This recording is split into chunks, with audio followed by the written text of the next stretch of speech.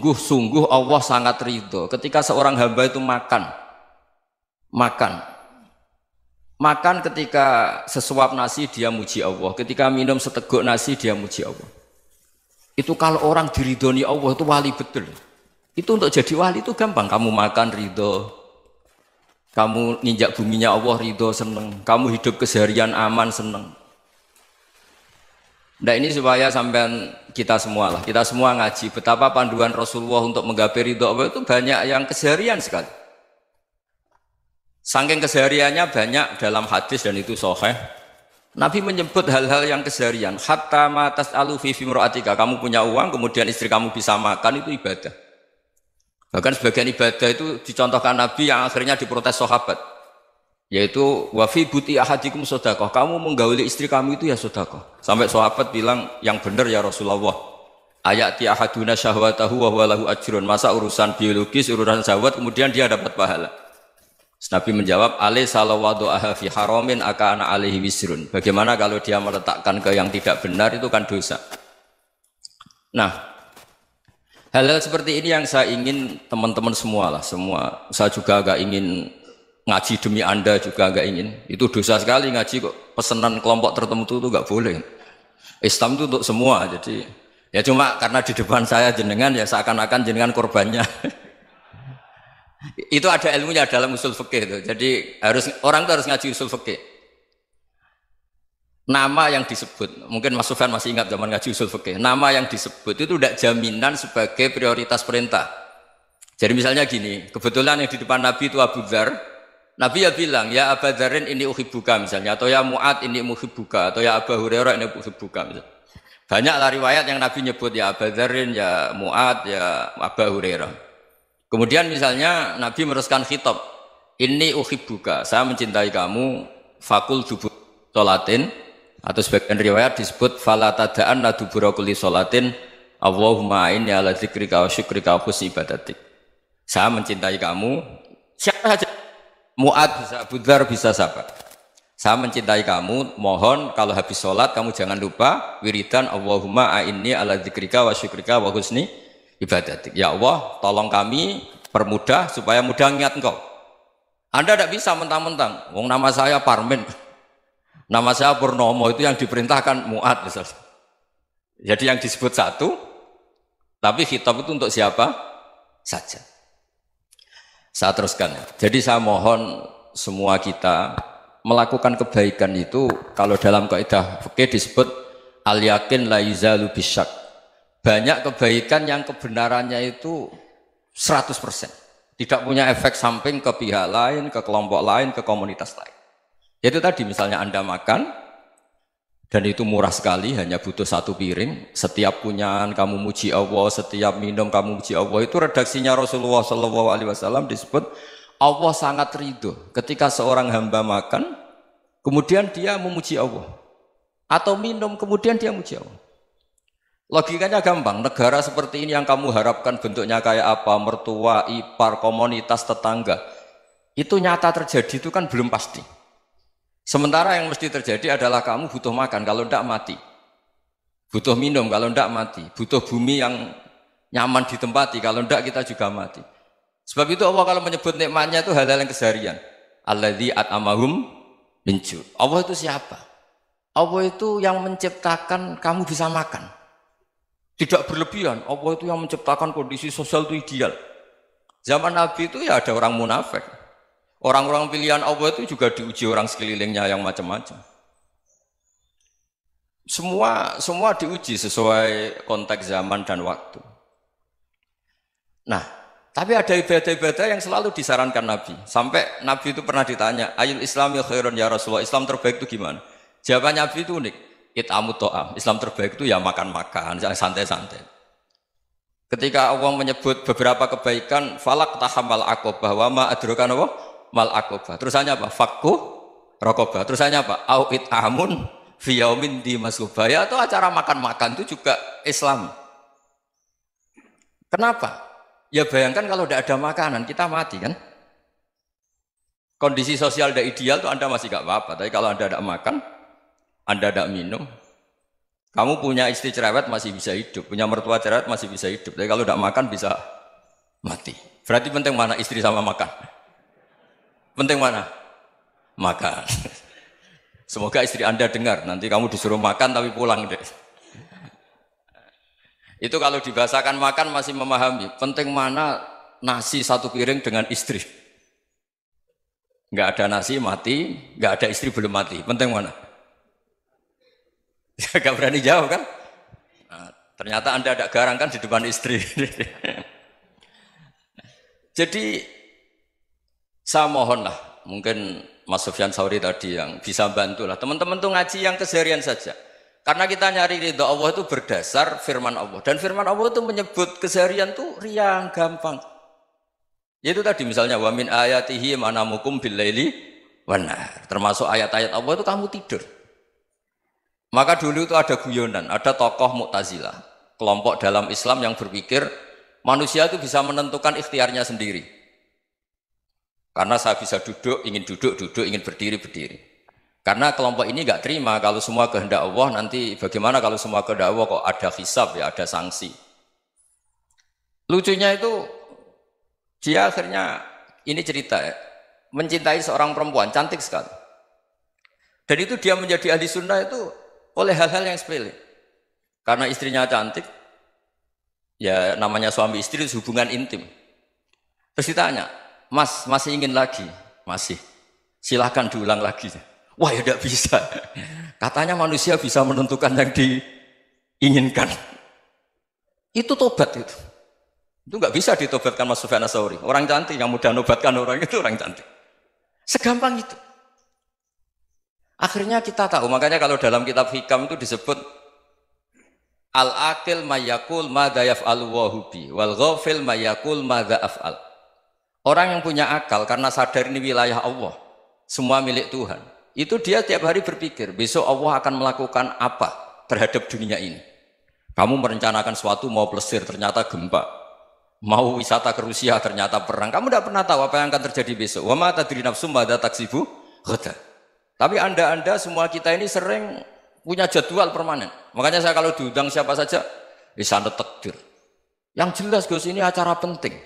Ya masih acara penting nak pangeran ngersakno piye? Kowe ape dadi pangeran, kamu kok mau jadi Tuhan? Itu kadang ya kiai. Penting Gus acara ini jenengan harus memastikan bisa. Loh kamu itu yang ngajarin tauhid, sesuatu itu biadillah kok bilang-bilang apa pasti. Kalau maksa terus tak tobatkan kamu kata saya. Ya kalau gitu Gus bilang insya Allah. Wah itu hati saya, fisik saya, roh saya sudah bilang insya Allah. Tidak usah kamu latih kata saya. Nah hal-hal tauhid keseharian itu gampang sebetulnya. Wal ghafil yaqulu madza af'al. Tapi orang yang lupa Allah dia setiap hari bilang besok apa? Kita bisa melakukan apa? Seakan-akan dia itu aktor, dia penting, dia subjek permanen, dia. Padahal kita ini hanya objek kehendak Allah Subhanahu wa taala. Karena kita yakin sesuatu yang terjadi di alam raya ini kita tidak bisa apa-apa. Makanya saya sering ngaji, sering bilang saya, ketika Anda mensifati Allah, dia yang menghidupkan. Sudah itu tanamkan, sehingga ketika kita mati, santai saja. Kenapa santai? Allah punya cara menghidupkan kita. Zaman kita hidup juga gak tahu caranya ngelola jantung, ngelola paru-paru. Kamu juga gak tahu ngelola oksigen yang tidak beracun, tidak mengandung polusi. Tahu-tahu hidup. Gak ingin tua ya tahu-tahu tua, gak ingin mati tahu-tahu mati. Selama ini kita hidup juga gak tahu apa sebetulnya. Hanya gaya tok, punya jadwal, punya planning. Kalau kamu bisa menentukan pilihan Anda, pasti Anda istrinya cantik, 4 neriman semua, kona'ah semua. Nyatanya enggak kan? Ada 1 jelek, cerewet. Oh itu kan, nyatanya enggak bisa apa-apa Anda kan? Dan kamu bawa mati lagi. Itu kan, istri Anda juga gitu, punya keinginan, punya suami yang ganteng, yang jabat, yang neriman, yang enggak poligami. Ya enggak kesampaian juga. Kalau kita ngitung tingkat kegagalan kita itu gagal terus. Ya kan? Nah, terus ingat Allah, madza yaf'alu wa bi. Orang yang punya akal selalu berpikir Allah itu menghendaki apa terhadap saya. Lalu sama-sama orang ngelihat orang yang serius, itu kata Anda itu pemikir berat, serius. Senang punya tokoh yang merengut karena kamu anggap serius. Tapi sebagian orang anggap orang yang serius itu wong merengut, wong masam, wong muka kok ditekuk. Jadi sama itu hati ya muqallibal qulub tsabbit qalbi ala dinik karena kita nggak tahu cara berpikir kita tentang orang lain, tentang sekeliling kita. Misalnya kita orang baik yang jenis ngrumat fakir miskin. Ada orang bangun masjid mewah itu janggal. Apa artinya masjid mewah kalau banyak orang kelaparan? Tapi kalau yang jenis pendidikan apa artinya masjid mewah kalau tidak bisa ngaji? Nanti yang jenis infrastruktur apa artinya ini kalau semuanya punya sudut pandang yang berbeda-beda. Dan Islam mengapresiasi semua kebaikan. Tapi katakan semua kebaikan itu adalah kehendak Allah Subhanahu wa taala. Karena apapun baik Anda itu pakai fasilitas yang diberikan oleh Allah Subhanahu wa taala. Sehingga ini yang disebut kulillah sumadarhum fi khawdihim yal'abun. Ya kembali tadi ke tema-tema bahwa keseharian Anda ini sudah Islami. Saat Anda tidak bisa melakukan apa saja. Saya sering ada jenazah, biasanya kalau tetangga meninggal saya sering disuruh ngelepas. Saya bilang orang ini baik. Karena sering ngelamun di rumah, sering nganggur di rumah. Ditanya sama anaknya, kenapa Gus nganggur baik? Ya kalau dia nganggur artinya juga agak berbuat sesuatu yang maksiat kan? Ya kan? Orang nganggur di rumahnya ya tidak bunuh orang, tidak maling, tidak korupsi, ya namanya nganggur di rumah. Lah cuma istri cara pandang nganggur gak menghasilkan uang itu.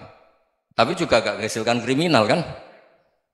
Jadi sebenarnya Islam itu makanya kalau sampai ngaji usul fikih itu ada kitab usul fikih namanya Lubul Usul, itu terkenal sekali di pesantren itu. Itu kalau ngapresiasi keseharian itu luar biasa. Itsma min mubahin illa wa yatahaqququ bihi tarku haramimma. Karena keseharian yang mubah saat Anda lakukan itu ada kehebatan yang luar biasa, yaitu meninggalkan haram. Makanya dulu banyak orang-orang alim ketemu temannya itu guyon sampai semalaman. Itu biasanya yang semangat Islam itu kiai kok ndak tahajud, kiai kok ndak witir. Orang yang sedang mapan uangnya banyak, malam itu tidak kelayaban itu sudah luar biasa. Melawan nafsu supaya tidak maksiat itu sudah luar biasa. Supaya lupa guyon sama temannya semalaman sampai subuh. Gejlok-gejlokan kenang zaman miskin, zaman kuliah nggak jelas, zaman apa. Melihatnya jangan tarkut tahajud. Seperti ini meninggalkan tahajud, tapi meninggalnya ini talkul muharramat. Jadi kayak apa hebatnya? Sehingga Imam Ghazali punya riwayat yang agak unik. Hatta takuna ibadatu akhiri hadil ummah iku an-naum. Sehingga suatu saat ibadah terbaik umat ini itu tidur. Itu kan riwayat kontroversi. Ketika Imam Ghazali tanya, kenapa iya? Kenapa kamu mulai keluar dari rumah itu sudah banyak maksiat? Melihat perempuan yang enggak mahram, melihat fenomena. Tapi kalau kamu tidur itu enggak melihat apa-apa. Tapi juga kamu jangan nganggap tidur itu ibadah betul. Saatnya melakukan fardu ain malah masih tidur. Tapi itu sudut pandang yang menjadikan kita Islam itu gampang. Jadi saat Anda tidak bisa aktivitas apa-apa, misalnya ada beberapa orang yang lumpuh. Lumpuh itu memang nggak bisa Jumatan, nggak bisa ibadah, tapi dia juga nggak bisa maksiat.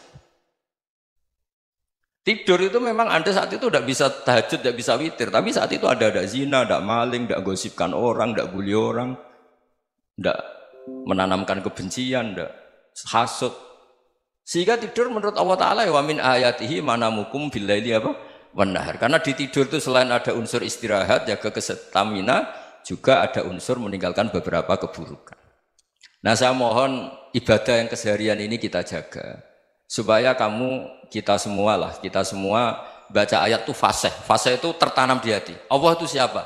Alladzi at'amahum min ju'i wa amanahum min khauf. Dan Allah kalau cerita di Quran itu anna sababnal ma'a sabba thumma syaqaqnal ardhan wa syaqqa fa ambatna fiha habba wa inaba wa qadba wa zaituna wa nakhla wa hadaika hulba. Kamu tahu saya ini siapa kata Allah?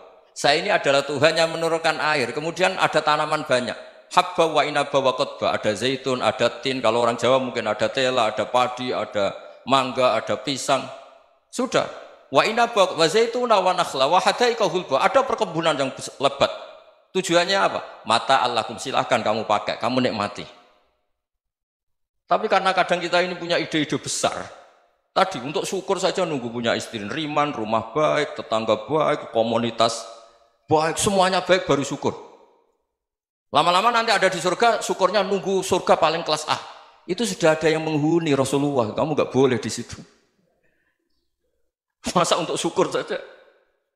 Repotnya Masya Allah. Jadi mohonlah Quran yang kalau Anda hafalkan juz sama itu kan ada ayat-ayat yang kayak tadi. Ya, fal yang dzuril insanu ila ta'ami. Coba lihat Apa yang kamu makan ya? Dari mana? Dan untuk mempertahankan hidup kamu keseharian. Jadi jangan kira ibadah itu harus membentuk komunitas yang versi Anda. Ibadah itu harus yang hal yang mulu-mulu. Kesehariannya Anda alami. Loh ini saya tidak bikin-bikin. Saya ngaji bukan karena berdasar pesanan. Itu ayat yang saya baca kan betul ada ayatnya kan. Fal yang dzuril insanu ila ta'ami. Anna sobabnal ma'a sobba. Thumma syaqaqnal ardo syaqqa. Fa'ambasna fiha habba wa inabau wa qadba wa zaitunaw wa nakhla wa hada'iqa ghulba. Terusannya apa? Mata'al lakum. Silakan kamu nikmati. Mata itu silakan kamu nikmati. Ya kayak sampean dikasih hidangan ya makan. Ya sudah makan. Habis makan ya minum. Habis itu ngantuk ya tidur. Ya sudah normal-normal saja. Kayak apa indahnya Islam. Tapi Anda mencari Islam yang gimana lagi? Nah itu yang diajarkan guru-guru kita, diajarkan sanad kita sampai Wali Songo, sampai Rasulullah SAW. Bahwa pada akhirnya ada jihad, ada perang. Itu dulu memang perang, bukan membunuh. Beda. Dulu kita dijajah Belanda ya perang, dan itu normal karena kita dijajah. Jadi ketika orang lain ingin baik sama kita, wa in ahadum minal musyrikin astajaroka ya fajirhu hatta yasma'a kalam Allah. Kalau mereka ingin baik ya kita baik. Makanya ada istilah musta'man, mu'ahad. Kalau mereka ingin damai, berdampingan dengan kemajmukan ya itu yang lebih baik. Karena memang Islam menghormati proses perdamaian. Wa in janahu lis-salmi ya fajnah lah. Kalau ingin damai ya kita harus